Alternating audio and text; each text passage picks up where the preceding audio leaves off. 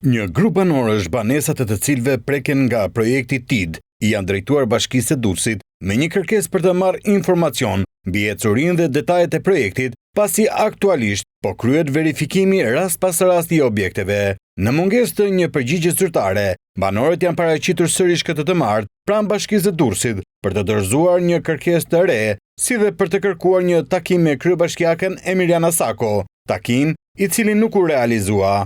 Dëresa janë për kryetares. Atyre që janë në sekretarinë e kryetares, si tuaj ta lënë një datë kur do të takohemi. Por sekretaria e kryetares nuk ka ne përgjigje? Nuk e di në do të bëj pa hyrë këto. Pastaj kur bëhen ato zhurma tani për jashtë, jeni ju fajtori. Banorët shprehen se mungon transparenca lidhur me projektin, duke theksuar se për disa objekte është ndryshuar destinacioni nga prishje në restaurim, përfshirë edhe një kishë katolike.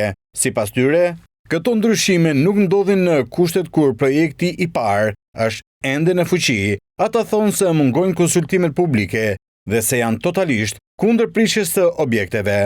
Bashkia dhe institucionet shqiptare po bëjnë veprimet në mungesë të plot transparencë. Fakti është që shumë hapa po merren, flitet për një VKM të re, po pa konsultim me ne, flitet për ndryshim destinacioni nga prishje në rikonstruksion të disa objekteve, me çfarë vendimesh janë bërë këto, kur projekti nuk ka rënë. Bëhet fjalë për institucionet fetare, eksaktësisht për kishën katolike, e cila objektet që kishin për prishje i kanë për rikonstruksion. Bashkia dhe institucionet shqiptare janë në terë informativ kundrejt këtij projekti. Ne nuk jemi as për shpronësim dhe as për prishje. Duan me prish shtëpiat, me i përzëndur sakët, me i persekutu, me bo si duan këto të mëdhenjt. Vjen një kohë që po na bëjnë këto numra, gati i vit.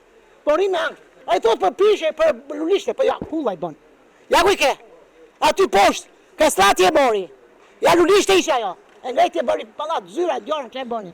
Banorët deklarojnë se do të vijojnë të paraqiten çdo ditë pranë Bashkisë së Durrësit, deri në realizimin e një takimi me kryebashkiaken ose deri në marrjen e një informacioni mbi ecurinë e projektit.